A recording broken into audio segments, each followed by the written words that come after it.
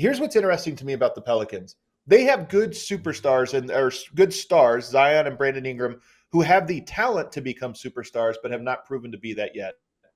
We all know that we have to see it on a bigger stage and we have to see it be more consistent throughout the course of the year. And there's real reasons to doubt why either of them can do that.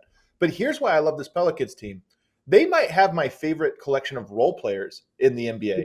First of all, their wing depth is insane. They're playing 3 of the last 4 games. They have started Herb Jones, Dyson Daniels alongside Jonas Valanciunas. So that's a huge lineup. Big Val is a huge center. Zion's a huge power forward. Ingram, Daniels, and Herb Jones are insanely long defensively. And then Dyson Daniels and Herb Jones are 2 of the best perimeter defenders in the NBA. I don't know if there's a team that features 2 guys more focused on playing defense than those 2 guys. And the one game they didn't start together is the one game they lost to Minnesota. The other 3, blowout win against Dallas, blowout win against Denver, blowout win against Sacramento.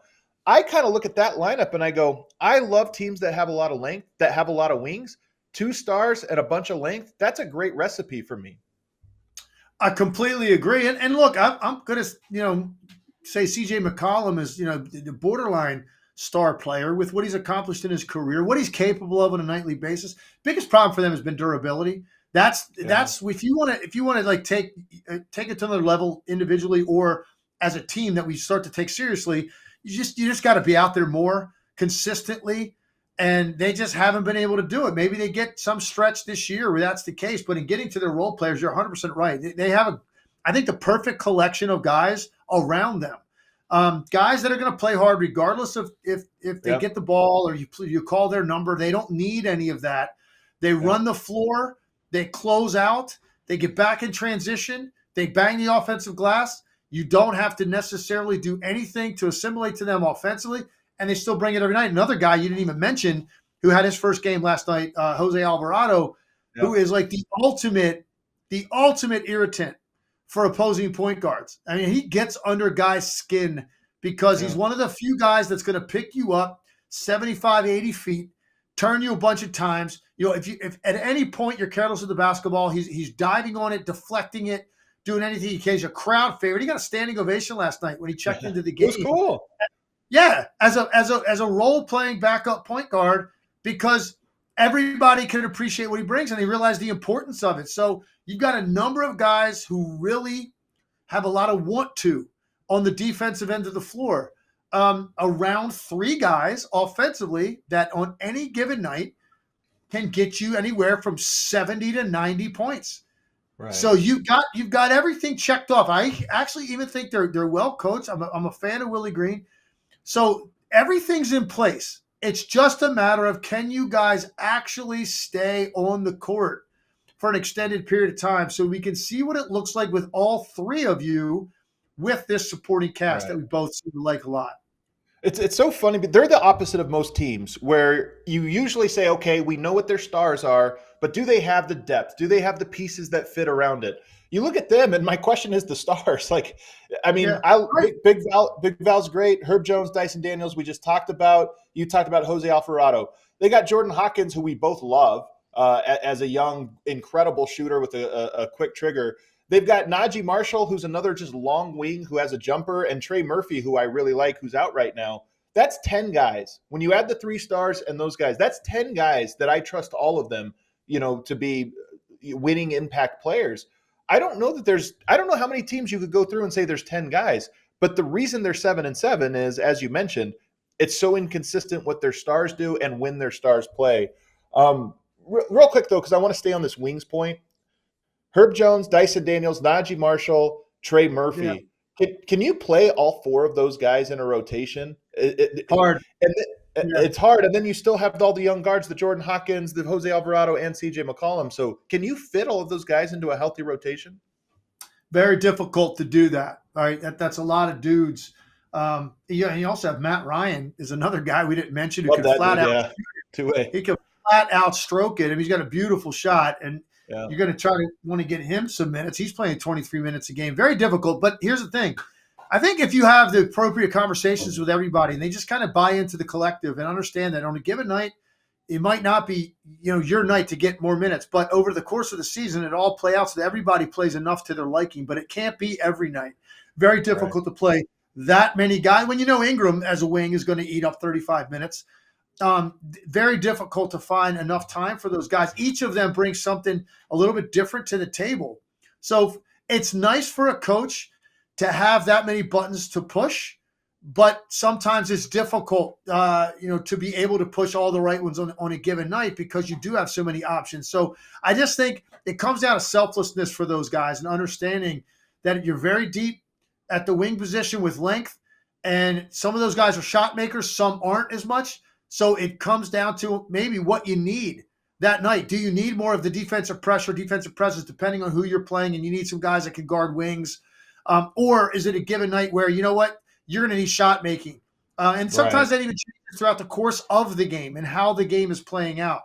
And I think that's ultimately what Willie Green's going to have to decide for those guys. I see in the comments here, Andrew Fansworth is saying 7-7 because they've had the hardest schedule in the league. They've also had the second most home games in the NBA, so that is about to be tested here as they get ready to go out on the road.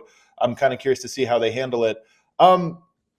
Yeah, the wing thing so they're starting Dyson Daniels at point guard. He's not a point guard, but they're effectively over these last handful of games playing him at point, and it's working with those big wins. But here's the thing: I wonder, nobody. You know how legs there's a change to a team's roster, and it takes a couple games for the scout to get out and say, okay, what's the new look version of this team doing, and how do you adjust? Dyson Daniels handles okay. Nobody's pressuring him in these games. Nobody, to me, I think that's the next adjustment of, does this lineup work? Are you going to have to put back in a Jordan Hawkins as the point guard? Are you going to have to bring in Jose Alvarado as the starting point guard? I think the scout is quickly going to get out on the Pelicans of, hey, Dyson Daniels is good, but he's not a point. Pressure him full court and disrupt their offense. Yeah, and I think they do have the luxury, if that were to happen, they do have the luxury of having a couple guys in Ingram and Zion who are their high volume shot takers, but they're also pretty good facilitators, right? So you can kind of run your offense earlier in the clock through those guys. If Dyson Yeah. Daniels is going to get pressure a little bit, and he looks bothered by that, because you're right, it's not natural to him to come down and run the show. That's not a Right. natural thing for him. That's not what his strength is. But they do have, as their top guys Right. that you can give the ball at the elbow or the short post, or let them come down and run ball screen and then play out of the traps, play out of the reds, and get the ball moving. So I think ultimately, look, this isn't a high pressure league defensively. It's not. There are certain guys and certain teams that do it better. It's not prevalent throughout the league. So I think most nights Dyson Daniels is going to be able to operate with some level of comfort so that you're not too worried about it if you're Willie Green. Pelicans are in the 8th seed right now at 7-7. What do you see? Do you see them rising? Do you see them staying where they're at? Is it too hard to predict because of how unpredictable Brandon Ingram and Zion Williamson are? Yeah, it's they have the talent level to, if all three of those guys stayed healthy, you got the talent level to be a top 4 team in the Western Conference. Because I think all of these teams, number one, have issues with health. That in some cases they're still like a work in progress with the guys that they've added. The Pelicans do have continuity, right? These guys have been together.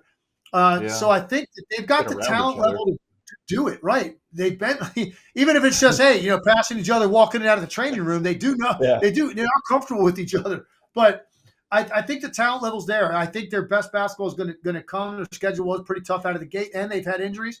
So they're definitely a team to kind of keep your eye on as they're going to start to climb up the standings in the West. Brandon Ingram, by the way, should be noted, was 5 of 5 from 3 last night, and he is taking a noticeable increase in 3-point attempts. He's at 5.2 per 36 minutes. Last couple of years, he's been right around 4 or so.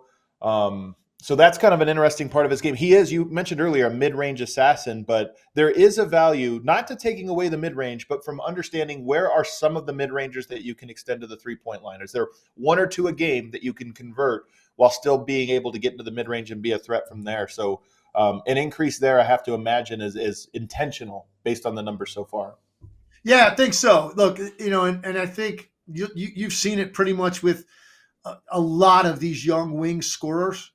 They don't take as many early in their career, and they start to realize, number one, it's an accepted shot. It's a shot that coaches want. Nobody bats an eye at the number of threes you take, whether they're contested or not. If you're the top guy as a scorer, You have the freedom to do that. And I think more and more guys starting to understand. You add a little step back, you add the side step, and now you can get off more shots on a given night from from that distance, because it's hard to try to constantly get to the middle area of the floor. There's very few guys that just have feasted off of that. Kawhi Leonard probably top of the list, right? DeMar DeRozan, like guys like that. Yeah. That is hard work Yep. to do that, making a bunch of 18-foot two-pointers with guys draped on you. So you get a little bit more space out there. So I think it saves your legs a little bit to be able to take that shot. But you've got to shoot it at a consistent rate, or you're just hurting your team. And I think Brandon Ingram's worked on it. Yeah. They're such an interesting team, man. And they have, like I said, great role players, a great vet in CJ McCollum. Larry Nance Jr., we didn't even mention him. I think Right. I wonder how much he's a part of the actual roster versus how much, given how much wing depth they have. But he's a good vet and a good person to have around. So they have all these pieces. And as you mentioned, last year, right around Christmas, they were the number one seed. The wheels came off, not in a small way, in a huge way. They go from one all the way out. I'm curious to see if this team ever gets over the hump, because they're so talented and they have so many of my favorite players. We barely even mentioned Trey Murphy, who's one of my favorite wings in all of Yeah. the NBA, who's out right now, but he'll be back, I think, sometime around the end of the month or there in December. All right. By the way, the Pelicans have a rematch against the Kings on Wednesday, which I love. I love these, like when a team gets beat down and they have one day off and it's like, all right, let's come back and see what happens. So that's one of the games to look forward to.